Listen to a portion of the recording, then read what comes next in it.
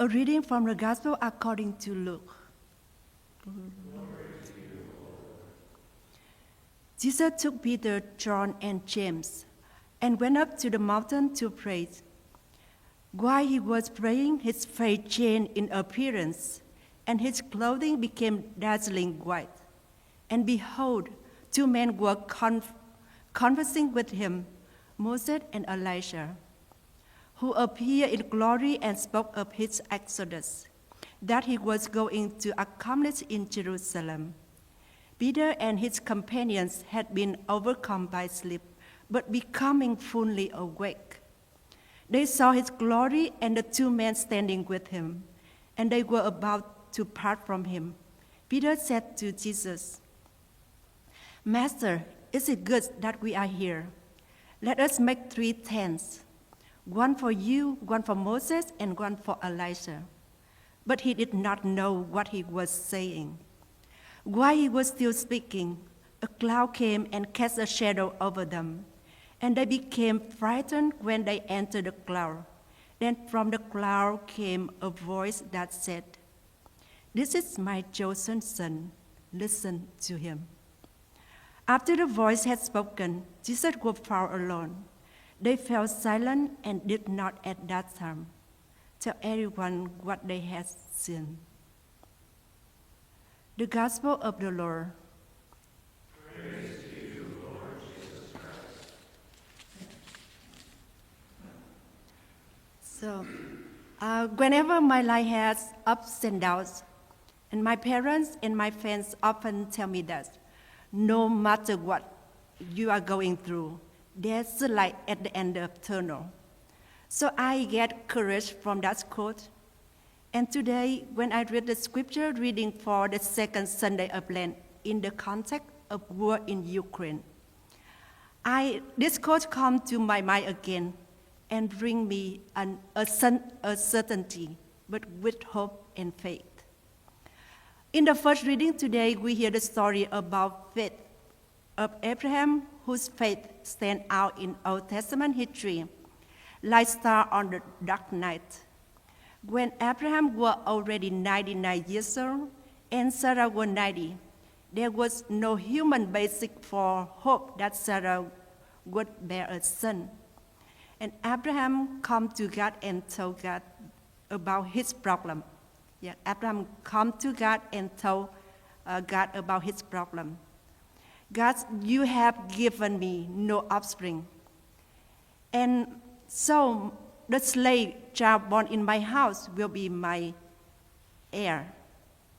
But God told Abraham, "No, your own child will be your heir. And your offspring and your ascendants will be like a now countable now, like star on the skies." Abraham, by faith, believed that God would give him a son. The Lord regarded it to him as the righteousness. It seemed very simple and easy for Abraham to believe in God at that time. But in another time, the book of Genesis also tells us that by faith, Abraham left his own hometown behind to make it home in the promised land, like a stranger in a foreign country, and it took 40 years to get there. And also we can see very clear that faith gives Abraham power to act, especially in an impossible situation. When God asked Abraham to sacrifice the son he loved deeply, God promised Abraham that he would become father of many nations through this son, Isaac. The command to sacrifice Isaac seemed contradicted to promise that God had made to him. Abraham's faith in God was tested in the way that most of us will never know. He knew that God would, for Abraham, is choosing faith over doubt. Is in an impossible situation were his choice. So Abraham writes, God never failed to keep his promise.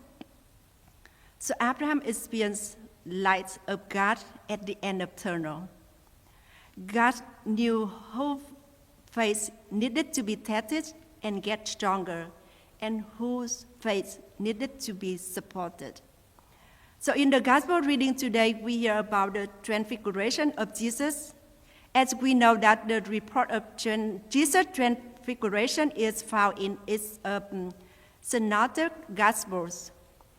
We also know every year in the second Sunday of Lent, the gospel reading always tells us the story of transfiguration. In this year, we have Luke's account. In the Gospel of Luke, the transfiguration occurred after Peter's confession that Jesus is the Messiah, and Jesus' prediction about his passion. Jesus had warned the apostle of what lay ahead.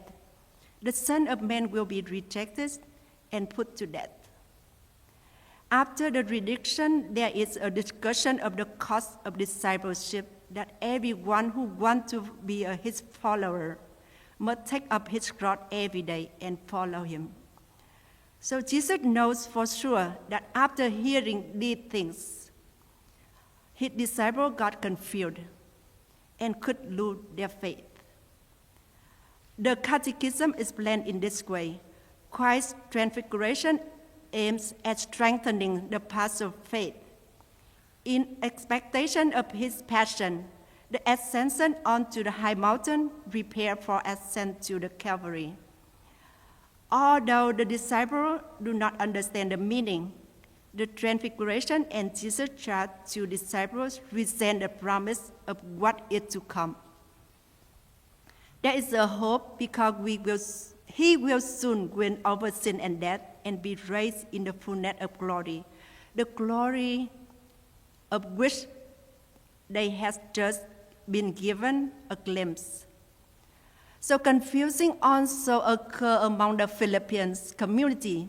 The second reading tells us that there are many false teaching in the Philippian community, for encouraging the Philippians to remain firm in their faith, that Christ will subject all things to himself. The core of Christian faith is the belief that righteousness comes from faith in Jesus alone, and that salvation was made possible by Jesus' death on the cross. So above all, we can see that confusion and uncertainty of God's servant happen often. Abraham, even though he has a deep faith and trust in God, was not free from uncertainty and doubt. The Philippian Christians were unsure about how to practice their new faith and were easily deceived by false teachers. Peter, James, and John struggled to understand Jesus even though they fully awake, even though they have stayed with him for a long time. Like Abraham and disciples and Philippians, we all believe in God, who is a loving Father, but we are not free from uncertainty and doubt. For example, when we see that because of COVID-19, many parents pass away, leaving behind their children with no one to take care of them. We all see that many women and children in Ukraine leave their home and their homeland behind to find a safer place. They do not know where they are going, so their life may be taken away on the journey to escape. So they do not know where, but we see that many kind of vaccines have been discovered to help people against the over the COVID. Many neighboring countries are welcoming Ukraine people and giving them what they need. So in this situation, confusion and uncertainty were removed. Abraham was given a sign of covenant. Paul brought the Philippians with a clarification, and the disciples heard God's voice with clear announcement of Jesus' identity. The example showed that God did not abandon his servant to doubts and confusion of faith. From these sides, we believe that no matter what difficult in our daily life, we need to trust God will show us path to life. Especially in this season of Lent, we need to pray more deeply, to have faith that God will lead us out of the difficulty and confusing that are parts of our life, of our world. Because transfiguration just occurs during prayer. Like all the servants of God, we are called to live by faith in the living God who will accomplish for us in time and eternity all that he has promised in his love and grace.